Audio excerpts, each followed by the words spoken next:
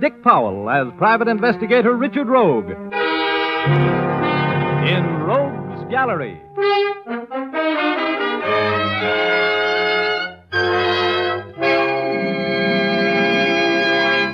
Rogue speaking. You know, there's something about me that is to trouble what molasses is to flies. I never go around looking for trouble. Trouble goes around looking for me. Now, take that afternoon a few months ago when I walked into the press room of the Hall of Justice and found, among others, Clark Ames, the young City Hall reporter for the Chronicle, expounding on his favorite subject, a deep hatred for a man named Fred Curtis, nicknamed the Alibi Master. Ames and the other newspaper men had watched Curtis win acquittals for a dozen different clients, and always by the same route: unbreakable alibis. This made the clients very happy and the district attorney very miserable. The Chronicle, a crusading newspaper, had, at the instigation of Clark Ames, been running an anti-Curtis campaign, bordering pretty close on libel. And Curtis, who was sharper than a razor's edge and harder to catch up with on the horizon, hated Ames with a wonderful passion. Curtis had won the last round, and Ames was telling me about it. So Curtis goes to Williams, my managing editor, and threatens a libel suit. Well, I had gone a little overboard, I guess. And Williams had to let me go. Temporary layoff until the heat died down. But now I'm back on the job, Rogue, and I'm solid. And you wait until that phony Curtis sees me sitting here. Wait till he finds out I'm back on the job. Huh? Look, Ames, I've been around this town for a while, and if I'm picking out a guy to buck, it won't be Fred Curtis. Huh? How come you decided to make a career of locking horns with the smartest mouthpiece in the business? How do you expect to win? Oh, don't worry about it, Rogue. I got that phony right where I want him. You wait a couple of days, that's all. Mr. Alibi Master Curtis is going to be nailed to the Chronicle's masthead. Hello, Ames. Did I hear you taking my name in vain? Could be. How uninteresting. What are you doing sitting around in the press room? It's reserved for the working press. Hello, Rogue. How are you? How's your trial going, Curtis? Oh, my client will have dinner at home tonight. Jury just retired. Your client is guilty as the devil, Curtis. What's his alibi this time? Now, you know he couldn't have committed the crime. I've just proved to the jury that he was in San Francisco at the time the murder was committed. How are you getting along on your unemployment insurance, Ames? It was a pleasure getting you fired. Too bad it didn't last.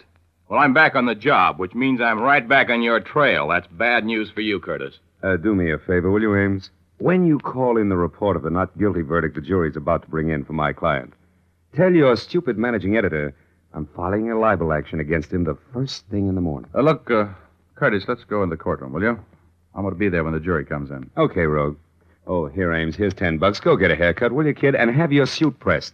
And don't forget to spell my name correctly when you phone that story in. Here's your 10 right in your face, Curtis. I'll see that your name is spelled right. In the biggest type in the shop, right at the top of the page, when you're tried for falsifying evidence. And that's going to happen to you awfully soon, wise guy. Here. Take it easy, Ames. Oh, let him talk. Let me give you something to kick around in that warped mind of yours, Curtis. You remember a guy named Don Thompson? Your alibi witness for Ed Harris a year ago. I'm sure you remember Thompson. What about him? Would it put a crimp in that famous poise of yours if you knew that Thompson had given the Chronicle a signed and witnessed statement admitting that he had perjured himself in that alibi statement for Harris? That is preposterous. Is it? Well, you'd be in quite a spot if the Chronicle happened to have a statement like that, wouldn't you, Curtis? A statement that swears that you paid Don Thompson $1,000 for the perjured testimony that kept Ed Harris out of the gas chamber? That'd sure stop your clock, wouldn't it? Have you been drinking, Ames? You sound even a little more illogical than usual. Oh, that's right. You like logic, don't you? Mm-hmm. Well, figure this one out.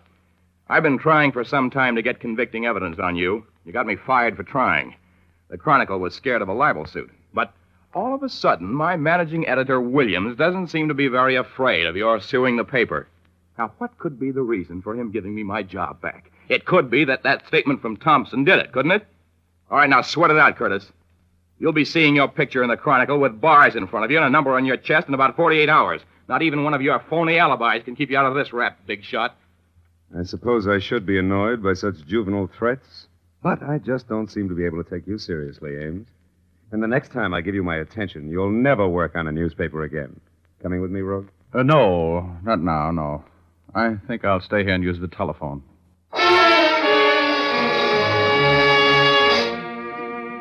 You could see and feel the hate that hung in the air in that press room like a cloud of poison gas after Fred Curtis left. Clark Ames went all to pieces as soon as we were alone, paced the floor, said he'd talked too much. He was as worried as a man with a 3-horse parlay and 2 winners. Pretty soon, though, he left, and I used the telephone to call a couple of girls I know. They weren't home. I was about to give up and go to dinner by myself when I turned around and saw Betty Callahan standing there behind me, looking like $1 million, which is a nice figure, which is what she has, if you know what I mean. Betty had a funny little quizzical smile on her face. Hello, Richard. What's the matter? Aren't you having any luck? Well, honey, I was just going to call you. You mean that if Alice isn't home and Liza doesn't answer, I'm next in line? Oh, now, you know better than that. You're always first on my list. Remember, Richard, I was standing here when you were phoning. Sure. I was just trying to get a substitute, that's all. Uh-huh. Well, what do you want? The names of some girls and a few phone numbers? Now, don't look at me like that, Betty. The only reason I was calling those other girls was because I couldn't find you. Well, I'll forgive you if you'll take me to dinner and then to the theater to see Cholula Bankhead. Oh, my goodness, you have such expensive taste. Oh, really, my dear man. I have something infinitely better. I have 2 passes for the show. Well, good. I've got 2 passes for a drive-in. Come on, I want to see if I can walk through that door without eating the jam off of it. Oh, really? I'm hungry. So am I. That's the only reason you have a date with me tonight, Richard. Well, then come on. All through that hamburger, I kept dividing my thoughts between how such a little girl could eat so much food and that scene in the press room at the Hall of Justice. I knew Fred Curtis for what he really was, cold-blooded and completely ruthless. I remembered that look in his eyes as he left the press room. A little puzzlement, a little fear, and a great deal of malice. Even if nobody else believed the story Ames told, I was sure that Curtis more than half believed it. And that meant trouble for somebody. Betty and I finished our dinner at last, and in spite of everything she could eat, I still had money enough to pay for it and a cab to the theater. We were just back in our seats after the second act intermission when I heard my name being paged. If Richard Rogue is in the audience, will he please report to the lobby? Mr. Richard Rogue, please report to the lobby. Isn't that a sort of obvious piece of publicity, Richard? Well, how the devil did anybody know I was here? You better go see what's so important. But you hurry back. I'll be right back, baby.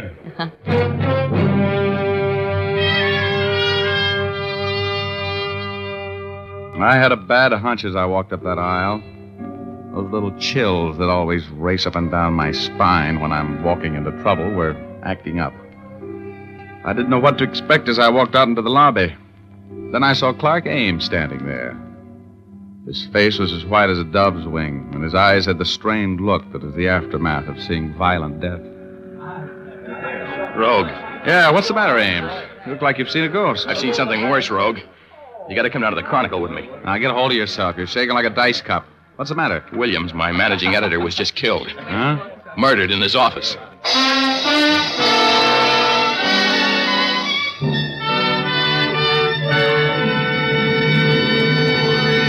Well, that's the beginning of our story. We'll continue in just a moment. And now we return to Dick Powell as private investigator Richard Rogue in Rogue's Gallery.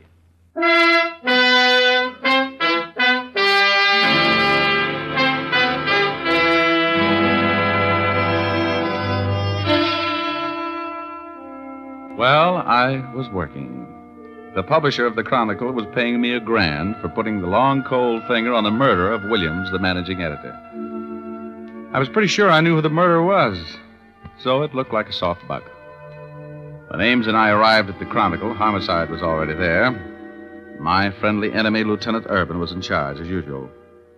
He walked over from where he was examining the remains of the late Mr. Williams. Hey, Sam, help me with this. What are you doing here, Rogue? Now, Urban, you know whenever anything comes along you boys can't handle, they always send for me. Who's paying you? The publisher of this paper. Now, shall we go on with the third degree, or shall we get to work on the murder? What do you know about it? More than you do. When was he killed? The medical examiner says he got it about 2 hours ago. Stabbed to death with his own copy shears, huh? Yeah, the last edition had already gone in. No one else was in the city room when it happened. Found a motive? Well, look at the office. Every file's been emptied. The murderer was looking for something, Rogie. Yeah. I wonder if he found it. You wouldn't know what it was, would you? Yeah, I might. I might at that. I heard the Chronicle had a signed confession from Don Thompson. They were going to run it tomorrow. Now, what was Thompson's confession? Come on, Rogue. You might as well give me all of it. Well, it seemed Thompson was confessing that he had been paid quite a sum of money for a job of perjury by Fred Curtis, commonly known as the alibi master. In words of one syllable, so you can understand it, Urban, Thompson sold the Chronicle information which would have put Curtis away for about 10 years. Curtis, eh? Well, looks like this is going to be a simple case. Could be, yes. Hey, Ames, you know where Williams kept that Thompson confession? It was in the top drawer of this file. It's gone. Uh-huh. Well, I guess that settles that, Urban. That's too easy. Curtis knows every trick in the book. Hello, Urban. May I come in? Yeah. We were just talking about you, Curtis. You're very welcome. I figured I would be. Why did you kill him, Curtis? You knew you'd be the number one on the suspect parade. Oh, that's not very smart, Rogue. If I had killed him, I would have been much more clever about it. I wasn't within 100 miles of here when he was killed. Well, that sounds familiar. I know I'm wasting my time asking this, Curtis, but you can prove that alibi, can't you? Of course. I was on my ranch in Antelope Valley when I heard over the radio that Williams had been killed. I suppose my friend Rogue has told you of the fantastic story a drunken reporter named Ames was shouting in the press room at the Hall of Justice today. Yeah, I told him. He knows all about it. Oh, incidentally, Thompson's little composition is missing. The man who killed Williams lifted it. Very convenient for you, wasn't it, Curtis? Convenient? Oh, there never was such a confession. There couldn't have been. Because there wasn't the slightest background of truth for the wild tale Ames told today. Okay, Curtis. We'll let you know what we think of the story after we've checked your alibi. You were on your ranch in Antelope Valley when you heard the report of Williams' death. Yes. That's about 100 miles from here, right? Approximately. As soon as I heard the report of the death, I knew I would be a suspect. So I started to town. I stopped in a bar in Palmdale for a drink on the way in and then came directly to the Chronicle office without stopping. My car's at the curb now in front of the building. Ryan, check those alibis. Oh, they'll check, Lieutenant. I'm sure they will. The alibi master would never slip up on his own alibi. That's right. I'm sorry to disappoint you, Rogue. And I'm sorry to be disappointed, Curtis. You sure you don't know anything about this murder? You didn't hire someone to do it for you, did you? Of course not. I had nothing against the man. Why should I want to kill him? You can go, Curtis. We'll try to break that alibi or find the boy you hired. Until we do, take it easy. Thank you, Lieutenant. Oh, you can reach me at my office if I can be of any further use to you. Oh, Curtis, are you going back toward the Biltmore Theater? Mm-hmm. I got to get back there. I left my car there. And, oh, brother, Betty. Ooh, she'll massacre me. I'll give you a lift. Come on, Rogue.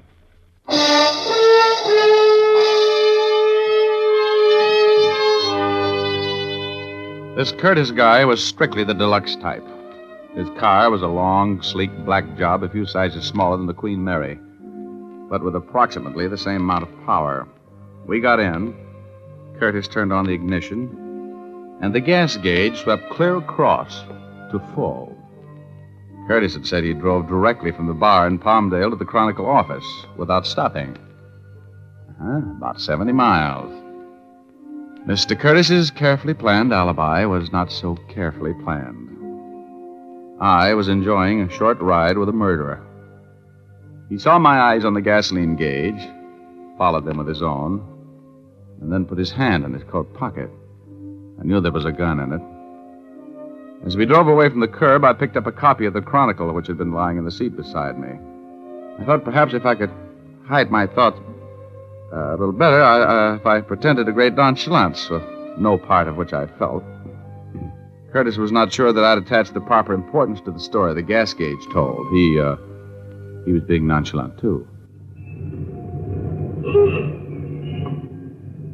I had a little dough riding on prevaricator 7th today when I came out. Ought to be in that paper. Final results. Where'd you get it? I bought it in Palmdale. Then? This is the Bulldog edition. Oh. The Bulldog edition is sold only on the streets in Los Angeles. Yeah, that's right. I'm afraid I made a mistake, huh, Rogue? Yes, I'm afraid you made two of them, Curtis. This paper and that full gas tank. You didn't drive 70 miles in this gas eater without stopping and arrive here with a full tank, did you? You're very observant. Looks like you're cracking my alibi, huh? You killed Williams, didn't you? Yes, I had to. I had to get that confession of Thompson's. It would have ruined me. I owe that impetuous reporter a great debt for tipping me off to the Chronicle's plans for crucifying me. You, have any plans for me? Yes. Yes, I think I have it worked out. I'm going to drive you out to the suburbs to a spot I know that's probably deserted by this time. Now, if you were found there, shot...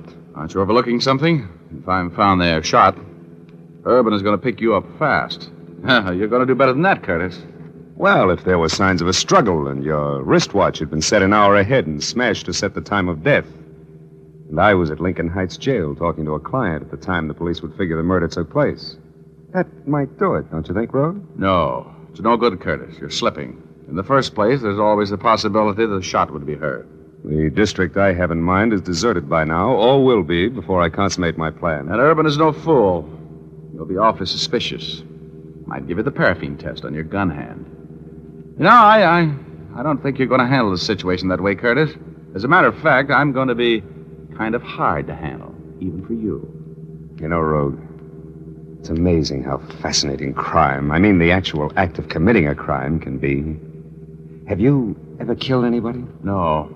Now, look, Curtis, I suppose you know that you're going to get caught. I know nothing of the kind. Successful crime is nothing more than planning, careful planning. Oh, I'll grant you, Rogue, that I'm going to be suspected of your murder.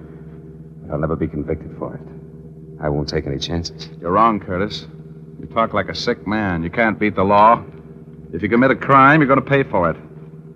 Let's go down to police headquarters and talk this thing over with Urban.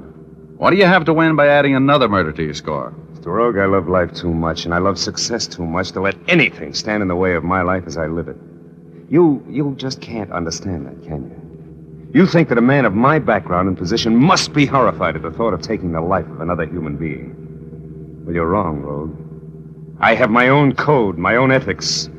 You know and I know hundreds of reputable businessmen in this town who spend their days and nights, their lives, grasping for money, for power over the lives of more and more people.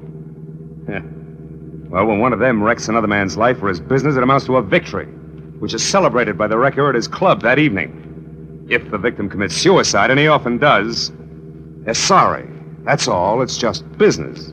What are you trying to prove, Curtis? I'm explaining why I killed Williams.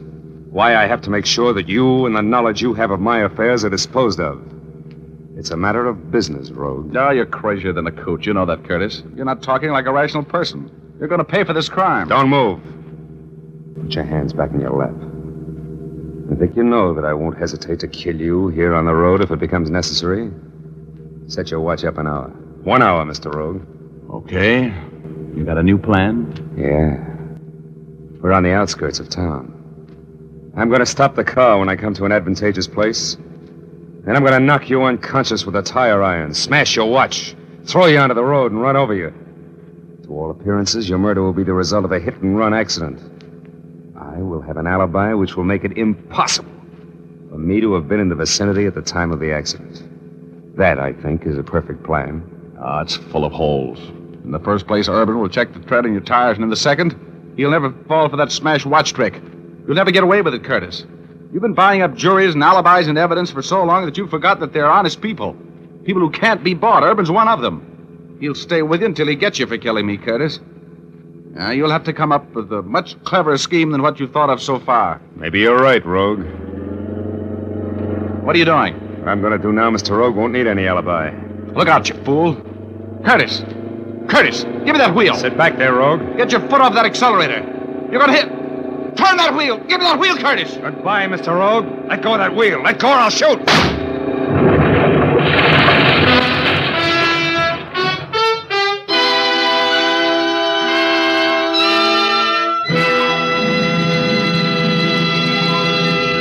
We'll continue in just a moment.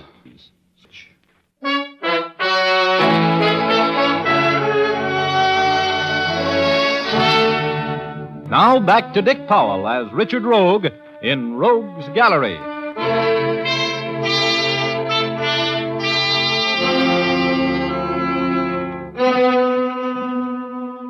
When I saw what that madman Curtis was going to do, I knew I had nothing to lose.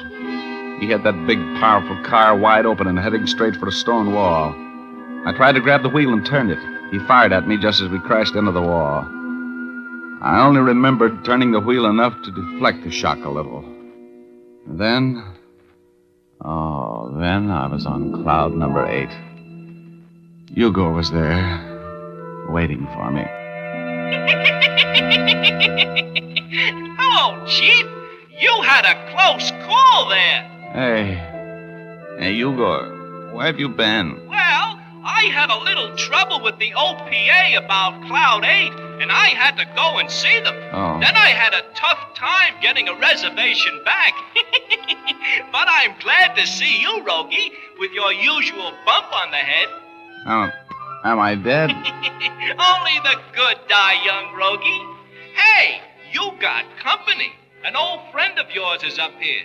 Look, over on Cloud 9. See him? Oh, Curtis. He isn't dead either, huh? Oh, no. But I sure thought I was out of a job when I saw you slamming into that wall, Rogie. You ought to take better care of yourself. For me. Yeah. Look, I gotta get out of here, Hugo. How badly am I hurt? Oh, you're okay. That car was built to take it. You won't be playing any gin rummy for a while, and you can't collect on your insurance. Give me a little boost over the side. Will you, Hugo? I gotta get downstairs before Curtis does. Sure, Chief. Here you go. So long, Rogie.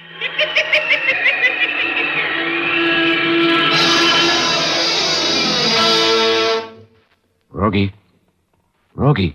Hello, Irvin. Fancy meeting you here. Receiving hospital? Yeah. What have you been up to? What were you trying to do? Kill yourself? No. Is Curtis here? Yeah. Now, I'll ask the questions. What happened? How badly is Curtis hurt? Leg broken, that's all. He's still unconscious. Look, Urban. He killed Williams. He tried to kill me. He admitted it, eh? Yeah, after I caught a couple of flaws in his alibi. You got enough dope on him to make it stick? I don't know. It would be my word against his. But I got an idea. An idea that might cinch the deal. Every once in a while, you do have a good one. Get the chief surgeon over here, will you? I'm going to need his help. Okay. Here. Lie down there. I don't want anything to happen to you, Rogie. I was worried about you. You're such a pest, I'd miss you like the devil. I'll get the doc.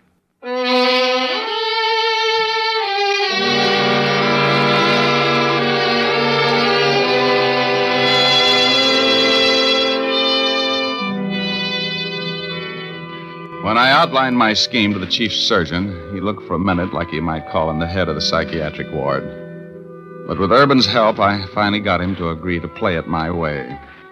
He bandaged Curtis from head to foot, put constricting straps across his chest, and cinched him down like a saddle on an outlaw horse. Then they put him in an oxygen tent and brought him out of shock. Urban pulled out all of the stops as he stood by the side of the hospital bed and talked to the murderer, like a father. Curtis, can you hear me? Yes. Who is it? Lieutenant Urban. Did the doctor give you the bad news yet? Yeah. Crushed chest. Nothing they can do, I guess. No. You haven't got long to live. Anything you want to tell me? Might as well go with a clear conscience. Did you kill Williams? Yeah. Yeah, I killed him. I had to do it. I killed him.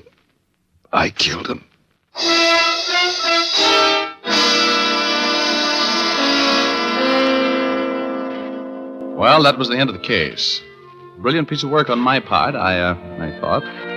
Going through that little tableau of making Curtis believe he was on his deathbed and had nothing to lose by confessing the murder. And, I love that Urban. He's so proud of the fact that he confined his remarks to the truth when he was talking with Curtis. All he said was, "You haven't long to live." Remember? Huh? That was true enough. Curtis was executed a few months later, which proves that the theory about perfect crimes is as foolish as a sure way to beat roulette. And, Betty, well, I left her in a theater when I started out on this case. It cost me about, just about what I made, $1,000 to get her over her peeve. So I broke about even on the deal. Oh, well, you know the old saying, a fool and his money are some party. You know what I mean?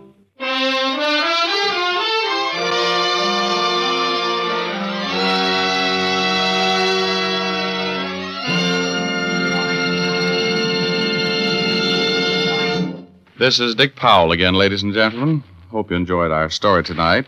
Ray Buffum wrote it. Leith Stevens composed and conducted the music, and Dee Engelbach produced and directed. Thanks for listening.